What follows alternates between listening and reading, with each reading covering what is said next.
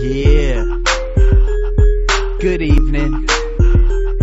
You already know who it is. And I already know I'm not. But for the fans that don't know Nate Campbell, and they don't keep up with Nate Campbell or any other boxing fans, for the newer fans, let's talk about from when you started. You know, how old were you when you first started boxing? Okay. That's the quagmire. I was 5. I was actually You were 5 when I was introduced to the game, sport of boxing. Marcel Frank came in. I had never met him. He came home from prison. I was like 5 years old.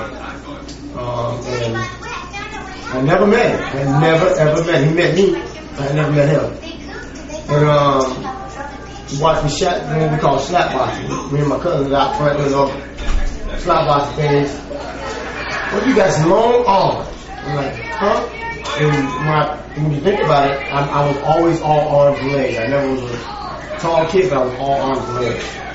He said, you ever seen Ali? I said, yeah. He said, you got long arms.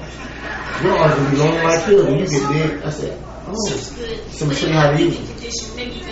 Showed me the basic 1, 2. He showed me the southpaw.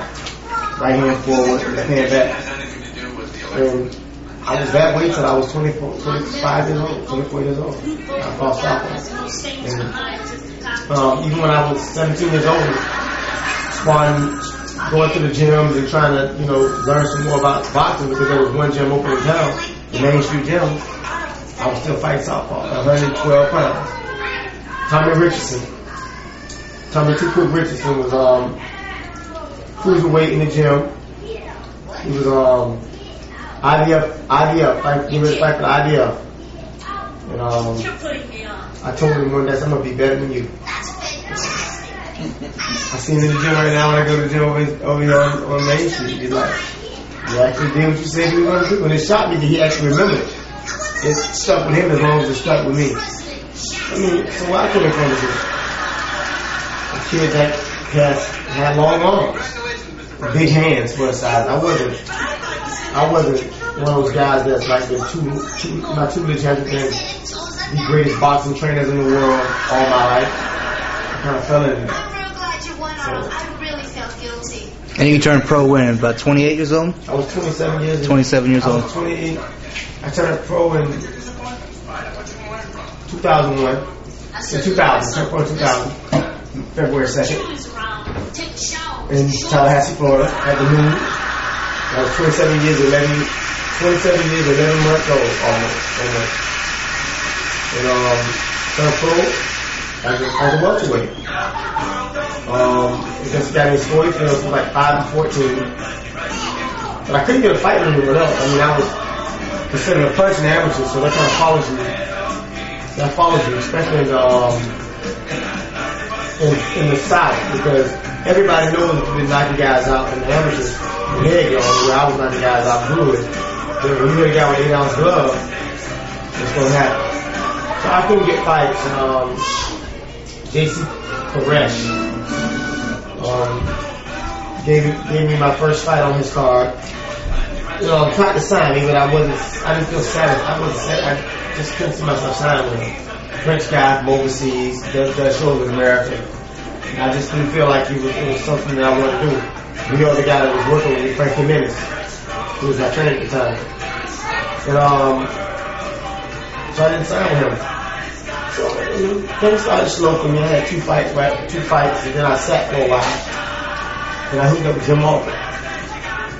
That's history. He put me in with John Trigg, who was John Trigg. He's from Georgia, John Trigg. Mm-hmm. I was 3-0. I was 2-0 actually. With 2 knockouts. Put me in with John Trigg in a 6-rounder.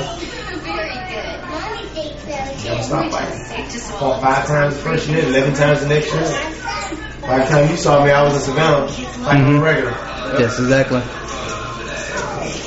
From there to here, I mean, I stumbled, I fell, I got up, kept fighting. Boxing life in boxing for me has been, it's a labor of love, but it has been something that's taught me more than it's given me as far as monetary value. It's taught me more about me. I know more about myself as a man than I knew about myself before I started boxing. It's just been a great experience. to what inspires you to box. What is the most inspirational thing that teaches you to box or makes you box? It's not the money. Money doesn't get started like that. I do like having it. I have a nice house, a nice possession. But now what inspires me more than anything is to prove all those naysayers wrong. As long as they keep doubting me and keep saying these guys are beating me, I'm gonna be here for a while. And even once they start believing, there's things that I want to do. I just believe I'm better than all these guys out there my way. I want a chance to prove it. It's not that I think they're nothing. I just think I'm better. I think that I bring something to the table that they can't prepare for. And being as such, I'm willing to put mine out there. And I don't have a promoter that I'll ever tell me, no, you shouldn't take that fight because of this reason or that reason. I believe in testing myself, pushing myself. I'm inspired to keep fighting, because I love boxing. I love this sport. It's something. This game. Boxing, a lot of guys have a misconception. When the bell rings, it's a fight. All that, the pleasantries of whatever, go out the window. It's a regular old fight. All that about, Bernard Hopkins is a dirty fighter. Call it what you want. But brother, there's an art form to it, regardless. Call it what you want to call it. It's a fight. Art out the window, art be damned. This is a fight. And I ain't never been in a fight in my life where the guy was like knock you down and be like, oh, you okay? I told all my kids, if you hit somebody and they fall around, kick them. It's a fight. I know the rules that I can't do that, so I have to find another way to do it. And in my case, I just believe that I should fight with all the intensity and vigor that I have. Whether you like it or you don't, it's your business. I'm here to win. Yeah. Good evening. Some guys who ready to win? Who you trying to beat now? Who you looking forward to fighting in the ring now? I'm looking for Casamayor off rip. He can get it. Isn't that your WBO mandatory? And everybody keeps telling me I'm his mandatory. My ass, my mandatory. I'm the real champion. He just got interim title. And he's like, I ain't the champion, and you can't even speak the language.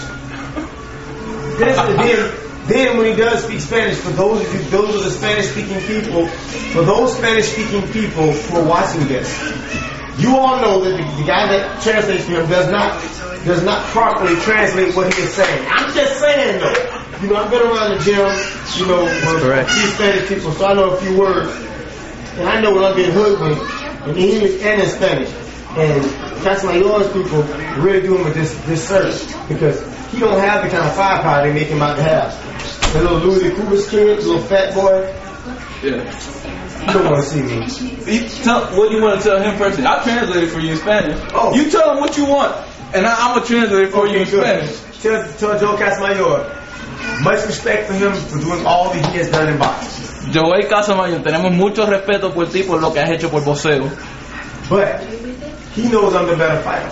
Pero tú sabes en tu corazón que Nate Campbell es un mejor boxeador. And if he doesn't believe that I'm the better fighter, make me shut up.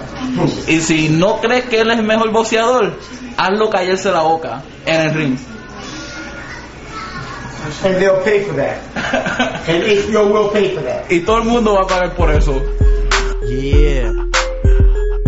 Good evening. You already know who it is. And I already know I'm nice.